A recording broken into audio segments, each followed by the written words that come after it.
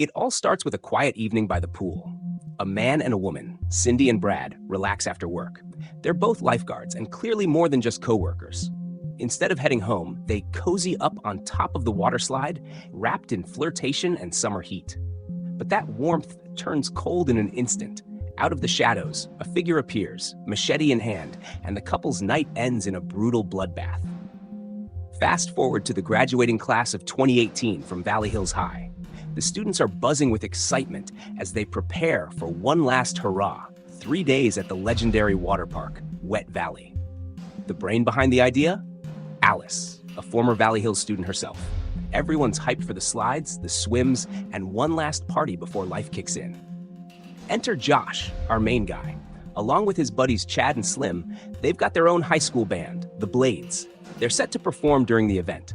As they're setting up, they meet Conrad, the grizzled old caretaker who's been with the park for 35 years. Still spry, still sharp. Later, while practicing, Josh bumps into his ex, Kim, now a lifeguard at the park. Their brief chat catches the eye of Kim's current boyfriend, Tommy, who's clearly not thrilled. And really, who can blame the guy? Kim wasn't exactly subtle. Meanwhile, we meet Josh's dad, Michael, who gets a call from his son inviting him to the park to catch their performance. Another character steps in, Priscilla, a no-nonsense park official and a 1992 Valley Hills grad. Slim whispers about a wild rumor. Apparently, every year, Priscilla picks one graduate to hook up with. Whether it's true or not, who knows? The party's in full swing. Students race down high, winding water slides, the park's crown jewel. Everything's carefree until a group of rowdy teens bring booze into the fun. The bottle shatters. Someone gets cut and the owner, Paul, is furious. Conrad's left to mop up the mess. Later that day, Kim and Tommy stumble upon Josh hanging with Chad and Slim. Chad casually sends Tommy off on an errand, leaving Josh and Kim alone, and they make the most of it. Elsewhere, Michael sits down for dinner with Priscilla. We can't hear their words at first, but it's clear they're deep in conversation. We learn Priscilla is Paul's wife, and Michael, well, he's not just Josh's dad. He's a wealthy man with plans. He hints that Paul doesn't know what he's got, referring to Priscilla. As the evening rolls on, Josh and Kim return to the group, unaware that students nearby are whispering, something's about to go down. The seniors gather to watch the Blades rock the stage with 80s covers. Kim acts unimpressed, pretending to hate Josh's singing. In the audience, Michael and Priscilla watch on. Then it happens. Someone shares a video in the senior group chat. It's Josh and Kim, caught in the act. Tommy sees it, and in a fury storms the stage and pounds Josh in front of everyone. The chaos escalates. Priscilla discovers Paul cheating with Alice, the event organizer. Michael later finds Josh trying to calm him down and mentions his plan to buy the water park. Alice overhears the whole thing. Furious and betrayed, she storms off to confront Paul about the sale. She's afraid Paul's going to ditch her once the money comes in. Drunk and defensive, Paul reassures her. He's not selling. Later that night, the park is still.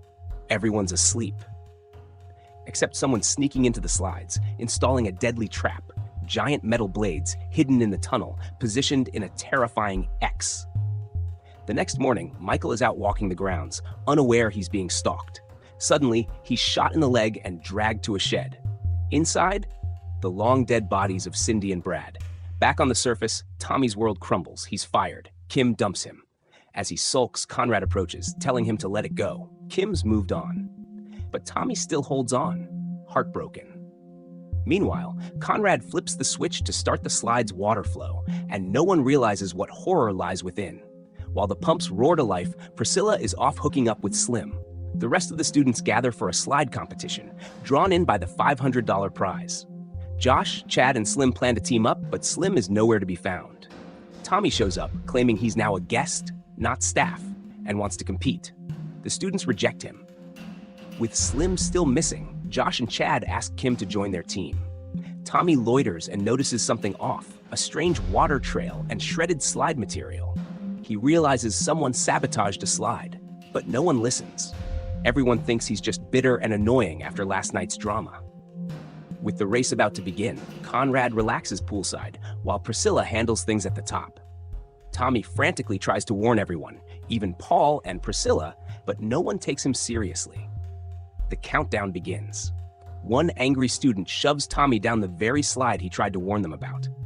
Moments later, 3 girls follow, laughing, until their laughter turns to screams. Blood floods the bottom of slide 3. Dismembered limbs spill out. Chaos erupts. Conrad sprains his ankle, rushing from his post. Inside the slide, Tommy, now trapped, braces himself, praying no one else follows. Conrad tries to alert Priscilla through their radios, but they're busted. She doesn't know what's happening below and casually invites Paul to take a turn. As Paul prepares to slide, Josh runs upstairs, yelling for everyone to stop. But it's too late. Paul's already on his way down. Inside, the Blades claim more victims. 2 girls and Tommy, all pushed deeper into the trap. Paul, unable to stop himself, is the next to fall. The water park is now soaked in blood. In the aftermath, Conrad urges Chad and Kim to shut down the pumps. They rush to the shed and find the grisly scene. Michael and the lifeguards, long dead. Paul, unable to resist the current, meets his end in the Blades. After the massacre, a lawyer informs Josh that his father left him a sizable inheritance. But one detail wasn't finalized: Michael's plan to buy and demolish the water park for a $20 million shopping center. With Paul gone, Priscilla inherits the deal's proceeds. As the dust settles, she smiles. We're shown a memory: young Priscilla, watching someone she cared about die at this very park, ignored and helpless. Now, it all makes sense. The chaos, the deaths, it was her. Priscilla orchestrated the entire thing, a calculated revenge with a deadly payout.